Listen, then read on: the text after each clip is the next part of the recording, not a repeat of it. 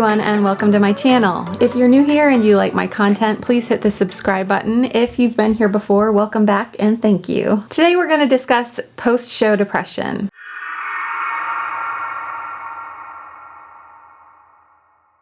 At the moment, I'm sure many kids are struggling with a strange version of this. Many shows that were supposed to happen were either canceled or are in limbo. Even during normal circumstances, wrapping a show can be difficult for any actor, but especially for kids. First, let's discuss why post-show depression happens. During a show, kids are extremely busy. Many kids get very used to this and thrive on it. Once the show is over and kids have a lot of extra time on their hands, they don't know what to do with it. Also, theater is a great creative outlet for kids. They enjoy pursuing their passion, and the recognition and applause for the finished product are gratifying. Once a show wraps, kids find themselves not knowing where to find this type of fulfillment. And the biggest one for most kids is the strong bonds and friendships that develop during a show. Most shows take months of rehearsals. During those months, kids can get very attached to their castmates. When a show wraps, it can feel like they might never get to see those friends again. One thing I've always pointed out to my daughter since she was little is that being sad means that she had a really good time working on that show. That's how we know we should continue pursuing theater. If she didn't feel sadness when a show wrapped, it would be a sign that we might need to try a different hobby. Also, remind your child now and then as they work on the show to really soak it in and enjoy the process. Every show has different chemistry. No two shows feel exactly the same. I encourage my daughter to keep a journal as she works on shows so she can go back and remember the moments that were especially meaningful for her. Make sure when a show closes that there is some type of cast party. If there isn't, offer to organize one. If it's a show with mostly kids, then it makes sense to have the entire cast participate. I also always invite the crew. Sometimes they'll stop by, but if it's a kids show with an adult crew, don't expect them to hang around for too long. If it's a show with mostly adults and just a few kids, it might make more sense to organize something for the kids separate from the adults. Having a cast party gives your child a sense of closure and a way to have one last moment together with their castmates. I also encourage my daughter to get signatures of castmates if possible. Similar to signing yearbooks, she often goes around with her script if she's allowed to keep it, a program, or a show poster. All of her castmates sign the back and write a short message. It's a way to commemorate the show and the people who made it so special. Now that we've discussed what causes post-show depression, let's talk about what you can do about it. The first thing is to encourage your child to rest. Although they're used to running,